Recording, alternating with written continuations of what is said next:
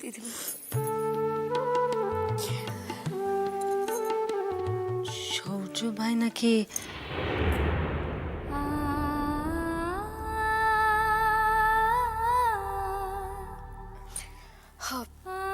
শাদি করছেন,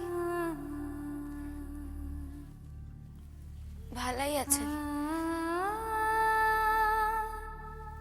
ভাবি তার স্বামীরে খুব যত্ন করেন। দুজনের মনের খুব মিল হয়েছে দিদিমণি।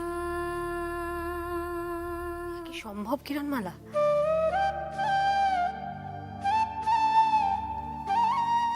দিদিমণি, আমি কিন্তু খুব মন দিয়া লেখাপড়া করতেছি। সূর্য চৌধুরী পড়ালেখার মানুষ, তিনি পড়ালেখারে ভালোবাসেন। আমি পড়ালেখা করলে আমার মনে হয় আমি বুঝি তার লগেই আছি।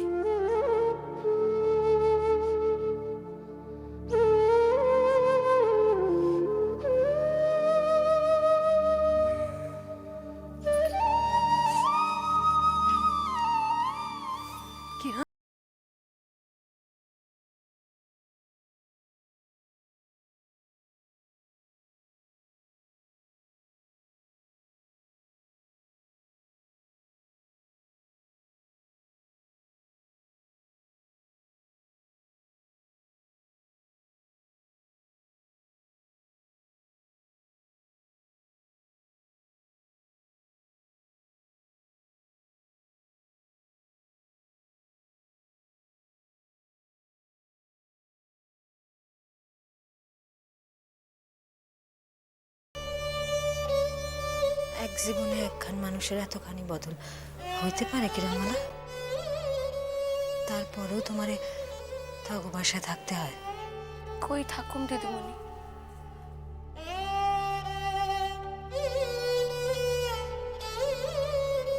আমার আম্মু আব্বারও আমরা লইয়া অশান্তি। স্বামী তালাক দেয়া পথে বাইর করে দিল। রাতের আন্ধারে রূপচাঁদপুরে এসে দেখলাম তার শাদী হইতেছে। গায়ের মানুষে আমারে কলঙ্কির অভিযোগ দিয়ে আমার আম্মু আব্বারে এক ঘরে করতে চাইছে। সকলের মুক্তি দেবার লিখা আমি রাতের আন্ধারে গা ছাড়তে চাইছি, পারি নাই, ধরা পড়ে গেছি। শাহাবুদ্দিন চাচা আমারে ফিরে এলে আসছে।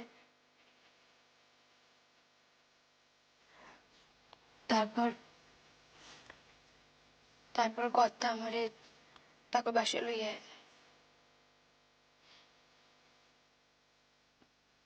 কর্তার মুখের উপর তো কিছু বলতে পারি না।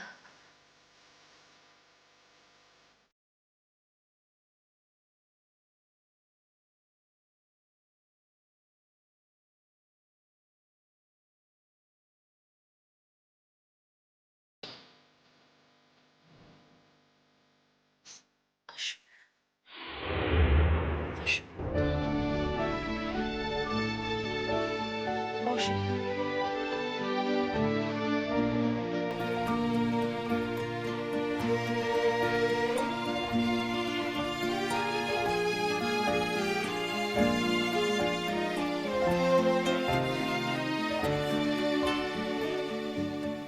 জীবন গান তো দেখলা কিরণমালা।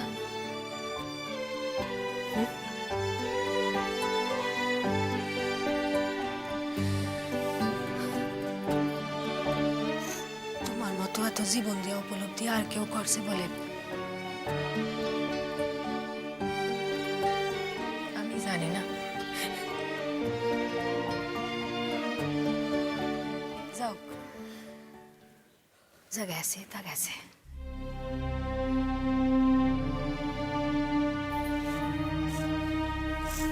কিরণ,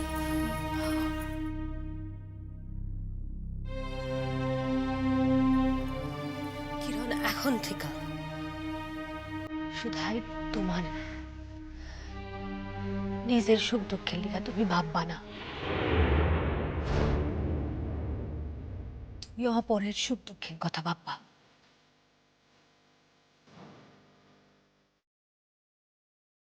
এখন থেকে তুমি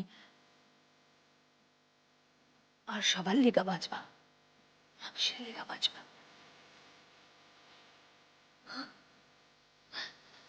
দিদিমণি, দিদিমণি, তুমি পারেন?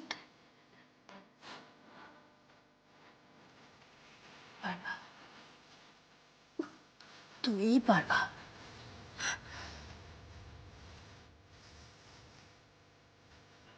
তোমার পারতেই হইব,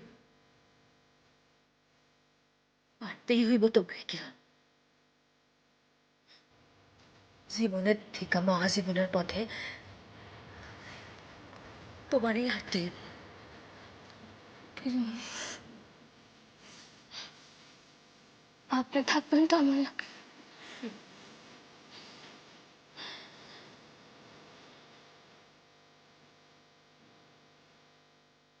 শুধাই আমি কেন কিরণ? শুধাই আমি কেন? অঙ্গ দেশের শত সহস্র মানুষ তোমার সাথ দিব।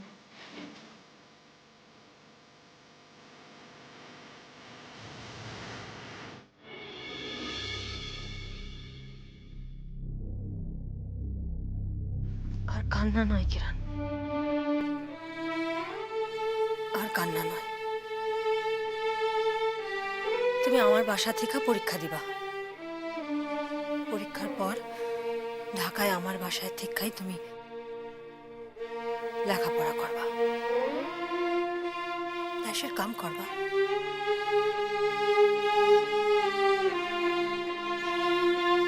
আমি আছি, আমি আছি তোমার লিগা। আমার এই উজ্জ্বল ছাত্রের লিগা যদি আমার জীবন খানিও দিতে পারি, বুঝবো আমার মানুষ জীবন সার্থক হয়েছে। দিদিমণি, কিরণমালা, অন্তরের কথা খান কইলাম আজ।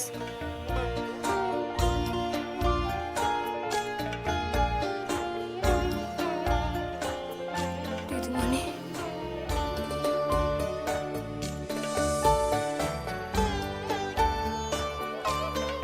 দিদিমণি জানেন, একদিন তার স্বপ্ন ছিল যে তিনি দেশের কাম করবেন। আমি তাকে তখন করতাম,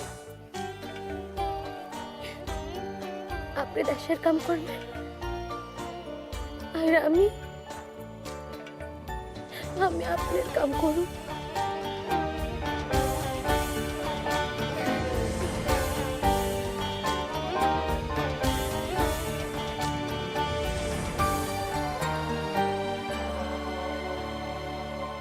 আর আজ সব বদলাইয়া গেল, তাই তো?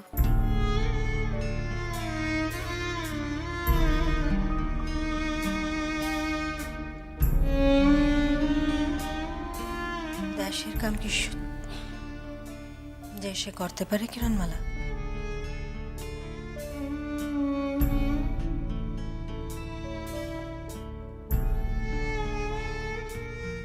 দেশের কাম শুধাই সে করতে পারে যার বুকের ভিতরে আগুন আছে,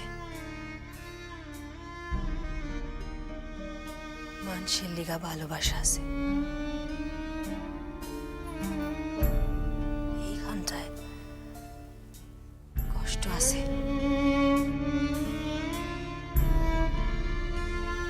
শুধাই সে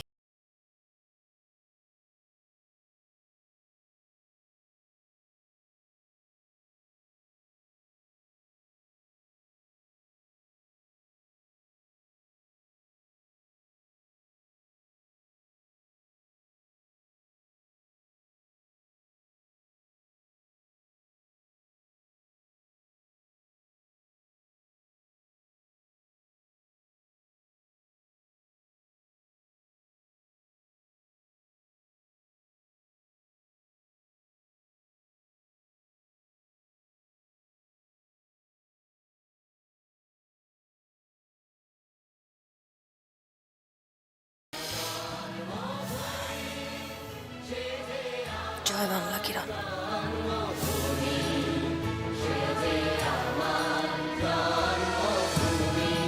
জয় বাংলা।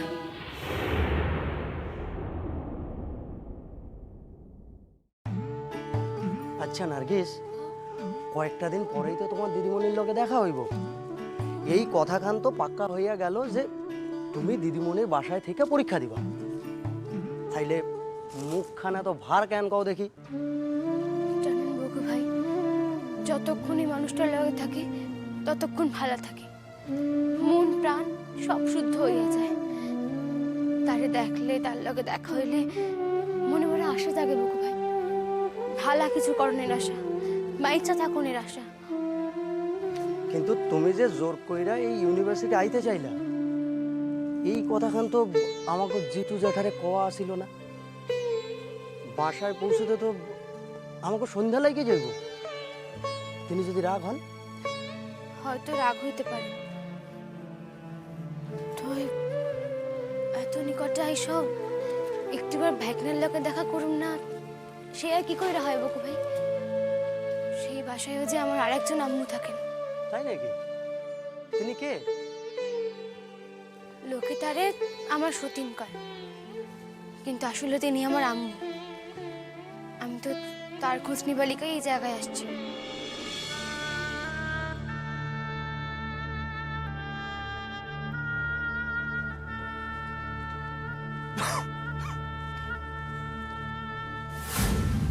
লুৎফর ভাই, আরে আপনার দিকে আমার উপর রাগই কমে না। লুৎফর ভাই, ইউনিভার্সিটির সেরা ছাত্র সূর্য চৌধুরী আপনাকে ডাকতেছে, আর আপনি সেই ডাক উপেক্ষা কইরা মুখ ফেরাইয়া চলে যাইতেছেন।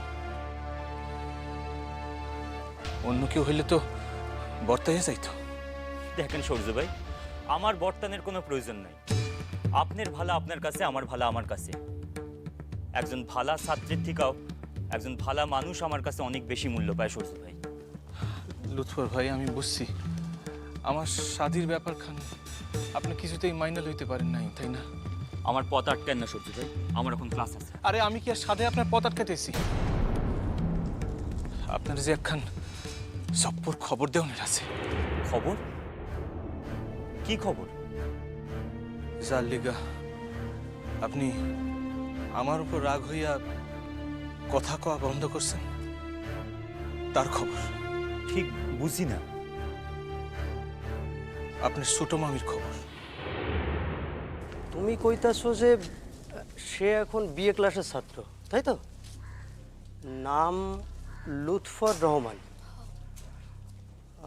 নার্গিস, তুমি এখন কাম করো, তুমি এইখানে খাড়াও। তুমি এখানে খাড়াও, আমি তারে খুঁজে বার করার চেষ্টা করতেছি। ঠিক আছে, আমি এই জায়গায় খাড়িয়ে আছি।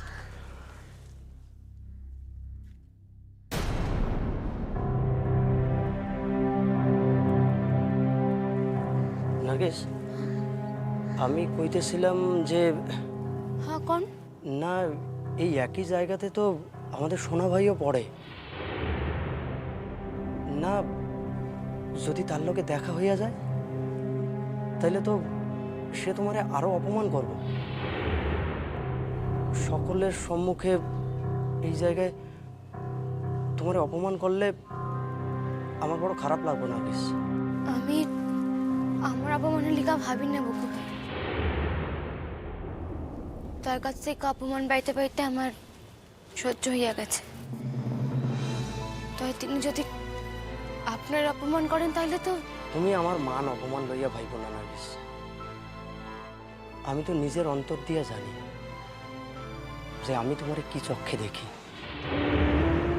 তাই অন্য কেউ কি কইল না কইল সে এতে আমার কিচ্ছু যায় আসে না। তাছাড়া আমার মান অপমান বোধখান এত ঠুনকা না নার্গিস। আচ্ছা, তুমি খাড়াও, দেখো অন্য কোথাও যাইও না জানি। ভিতরে বড় ক্যাম্পাস, একবার হারাইলে খুঁজে পাইতে কষ্ট হইব। ঠিক আছে, আমি এখানেই খাড়িয়ে আছি। আপনারে কথা দিলাম, আমি আর কোথাও যাব না।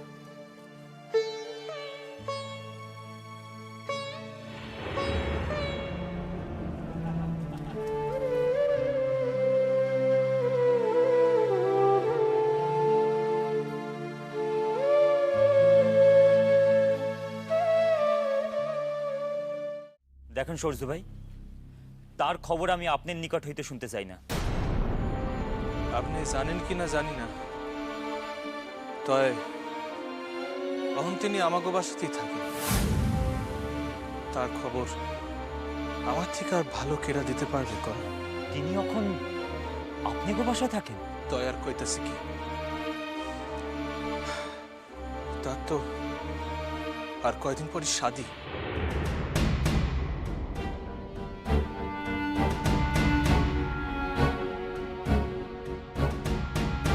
কি জাতা কথা কইতেছেন সূর্য ভাই? সকলরে কি আপনি নিজের মাপে বিচার করেন নাকি? বিশ্বাস করলেন না তো আমার কথা? আমারও বিশ্বাস করতে অসুবিধাই হয়েছিল। তো তিনি এখন ঢাকাতেই আছেন।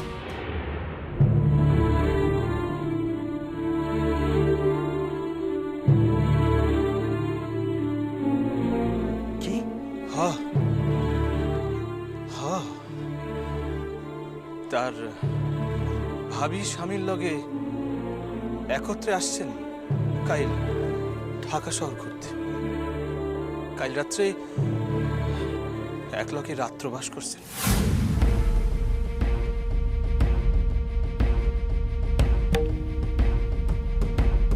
মুখ সামলায়া কথা কম কইয়া দিতেছি সূর্য ভাই। আপনি আমার সম্মুখে খাড়াইয়া ছোটো মামির চরিত্র লইয়া কুইঙ্গিত দিতেছেন। বিশ্বাস অবিশ্বাস আপনার ব্যাপার লুৎফর ভাই। শুধু একখান কথা, আমি বিয়া করছি দেখা আপনারা আমারে ব্রাত্য করছেন, তাই তো? তো আপনার মামি শুধাই শাদী করতেছেন তাই না, যার লগে শাদী করতেছেন তার লগে শাদীর আগে ঘোরাফেরাও চালু করে দিছে। তাইলেই বুঝতে দেখেন তিনি আমারে কতখানি ভালোবাসছিলেন। সূর্য ভাই, কোন আপনি কি নেশা করা ধরছেন নাকি আজকাল? নেশা কখনো ধরি নাই, তো এক এক সময় মনে হয় ধরলেই বুঝি। না, আপনার চক্ষু দুইখান দেখি জবা ফুলের লাখান রাঙা। নেশা করলেই মানুষের চেহারা খান এই রূপ হয়, আর কথার ভঙ্গি এই প্রকার হয়। আচ্ছা, আসি এখন।